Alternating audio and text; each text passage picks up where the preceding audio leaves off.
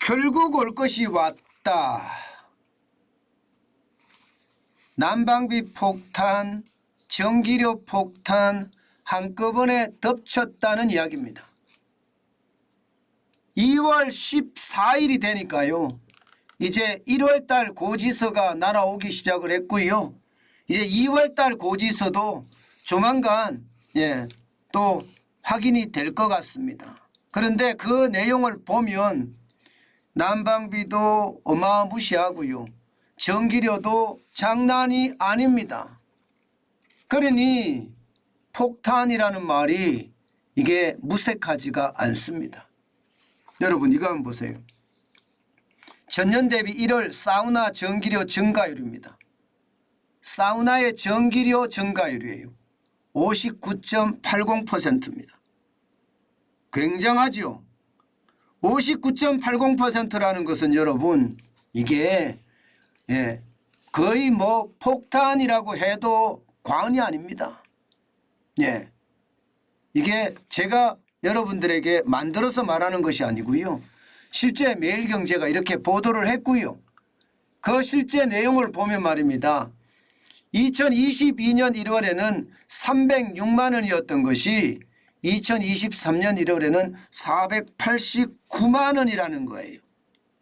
이게 제가 있는 곳이 송파구거든요. 이 송파구에서 23년 동안 여성 전용 사우나를 운영해 보신 분의 이야기니까 이거 틀린 거 이야기 아니잖아요. 그러면 전기료 자체가 59.8%가 올랐습니다.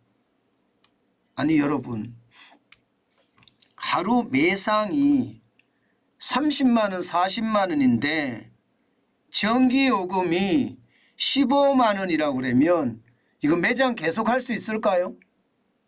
매장 계속하기가 굉장히 힘들 것 같은데요. 489만 원이라고 이야기하면요. 489만 원이라는 숫자가 여러분 이게 하루로 따지면 거의 16만 원 되거든요. 15만 7천 원이거든요. 하루 매상이 30만에서 40만 원 하는데 전기료가 15만 7,740원까지 나온다 그러면 어느 누가 사우나를 계속 운영하겠습니까? 그러니까 야 이대로는 안 되겠다. 폐업을 해야 되겠다. 이 말까지 나오는 거예요. 게다가 이게 1월만 이런 게 아니잖아요. 이제 2월이 되면 2차 폭탄은 더 심각할 거라는 겁니다. 2차 폭탄은. 아마 이거 장난이 아닐 거라는 이야기가 그냥 솔솔 나옵니다. 이게 사우나만 이러냐? 아닙니다.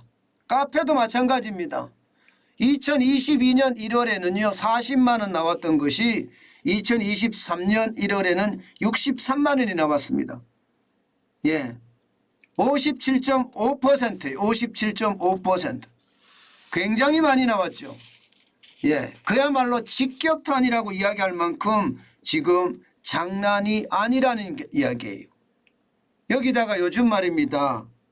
졸업 시즌이잖아요. 꽃값. 와, 여러분 꽃값이 진짜 눈물 납니다. 꽃값이 얼마 정도가 나오면요. 장미 한 단에 평균 단가가 16,508원이에요. 작년에 평균 단가가 12,047원이었거든요. 37원이나 급등했습니다. 이게 화해시설이라는 게 따뜻하게 해줘야 되잖아요. 그러다 보니까 전기요금이나 기름값이 상승을 해서 어쩔 수 없이 올린다 이렇게 이야기합니다. 이렇게 되니까 여러분 온 곳에서 난립니다.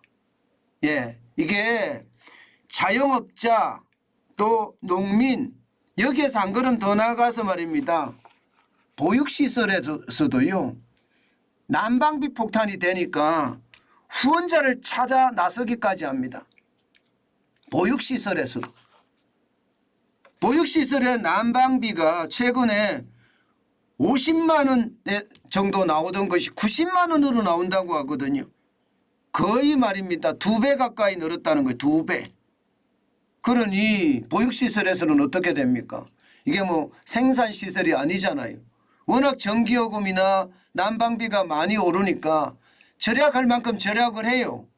방 안의 온도를 낮춘다든가 온수를 보급하는 시간을 줄인다든가 그래도 부족하면 여러분, 지금 후원자를 찾아 나설 정도로 그만큼 열악하다 이렇게 이야기합니다. 게다가 장애인 시설이나 소규모 공동체 여기도 마찬가지입니다. 난방비나 전기료가 1년새에 거의 20만 원 30만 원 오르니까 이거 감당하기 어렵습니다. 노인복지관이요? 한 해 난방비가 850만 원 나온다면 여러분 노인복지관을 운영을 할까요? 850만 원이면 적은 숫자가 아니잖아요. 그러니 어느 한 곳도 말입니다. 성한데가 없다 이렇게 이야기합니다. 많은 사람들이 전기료가 많이 오르고 가스요금이 많이 오르니까 한계 상황으로 간다 하는 이야기까지 나옵니다. 빌라나 혹은 오래된 아파트도 마찬가지라는 거예요. 이게 난방비 폭탄이 나오면 이게 눈이 휘둥그레지는 게 아니라 입이 쩍 벌어진다고 합니다. 눈이 휘둥그레지는 것은 좀 놀란 정도라고 하면 입이 쩍 벌어지는 건 충격이라고 봐야 되거든요. 아마 여러분들도 겪으셨을 거예요. 저도 1월 달에 난방비가 장난이 아닙니다. 장난이 아닙니다. 저는 2배가 더 나왔습니다. 2배가. 이게 저는 웬만하면 난방비를 그렇게 많이 안 켜고 살았었거든요. 그런데 12월, 1월에는 난방을 하루 종일 켜놓을 정도로 켜놨었습니다. 그랬더니 말입니다. 이게 11월 대비해 보면 12월이 폭발했어요. 폭발. 배수를 따질 수 없을 만큼 늘어났습니다. 제가 거의 난방을 안 틀다가 12월에는 계속 틀었다니까요. 그랬더니 몇만 원 하던 게 몇십만 원이 아닙니다. 100만 원대까지 올라갔습니다. 그러니 이게 사는 게 참 비용이 많이 드는구나 그렇게 생각할 수밖에 없는 거고요. 전기요금이야 옛날하고 조금밖에 안 올랐더라고요. 전기요금은요. 그나마 말입니다. 전기요금이 많이 쓰지는 않으니까 그죠. 그런데 난방비가 너무 많이 올랐어요. 그래서 난방비 폭탄이란 말이 이게 틀린 말이 아닙니다. 게다가 문제는 앞으로 더 올라갈 거 아니에요. 지금까지도 여러분 지역 난방비는 34%가 올라갔고요. 도시가스는 36.2%가 올라갔습니다. 전기료는 29.5%가 늘 올라갔어요. 그런데 올해도 계속 올린다는 거 아닙니까? 전기료도 올리고 가스료도 올린다고 하니 이거 괜찮을까 이런 생각 듭니다. 제가 올 것이 왔다는 이야기가 바로 그런 이야기예요.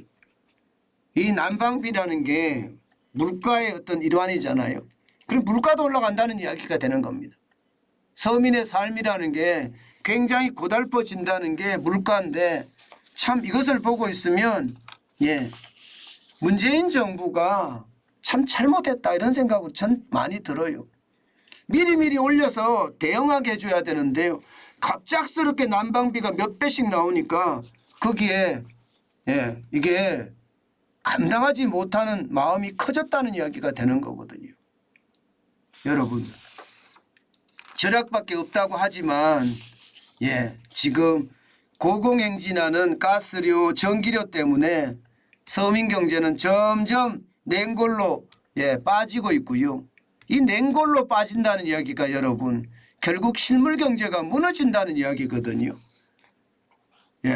이게 가면 갈수록 실물 경제의 상황은 더 어려워지지 않겠느냐 저는 이런 생각을 참 많이 해요. 여러분 경제에서요 가장 중요하게 생각하는 게 저는 실물 경제입니다. 왜냐하면 소비와 직접적인 연관이 있기 때문에요. 소비가 떨어지면 경제 성장률이 빠지잖아요. 수출이 빠지면 경제 성장률이 빠지는 것처럼 말입니다. 그런데 수출은 계속 좋지 않거든요. 그런 와중에 이게 에너지 쇼크라고 이야기하고 인플레이션이라고도 이야기하는데 난방비 폭탄이 전기료 폭탄이 결국은 안 그래도 이자 폭탄까지 겸해져 있잖아요. 이런 상태에서 소비자 물가도 많이 오른 그런 상태에서 소비는 더 악화될 수밖에 없는 게 현실이 아니겠느냐 저는 그렇게 생각합니다. 결국 소비가 더 어려워지는 신호 저는 여기서 볼 수 있다고 봅니다. 경제라는 게 여러분 예, 저는 실물 경제를 주로 말씀을 드리잖아요. 예, 그런 차원에서 보면 말입니다. 국민들이 또 조금 더 나아가서는 소비자들이 주머니에 돈이 있어야 됩니다. 그래야지만이 소비가 진작이 돼요. 물가가 좀 비싸다고 하더라도 돈만 있으면 쓰거든요. 그런데 이 돈이 굉장히 부족해진다는 사실이고요. 예, 결국 실질소득이 감소하니까 그런 현상이 벌어지는 거거든요. 여기에다가 전기료나 가스료 폭탄까지 겹치면요. 결국 실물 경제는 부서지고 수출까지 부서진 마당에 우리 경제 전체적으로도 지금 현재까지는 더 안 좋은 방향으로 가고 있다. 그 말씀 드릴 수가 있을 것 같습니다. 예, 우리는요 아주 작은 단서긴 하지만 분명히 난방비 폭탄이 소비를 줄여서 우리 경제 성장률에도 영향을 미칠 거다. 예, 저는 이렇게 예상하는 겁니다.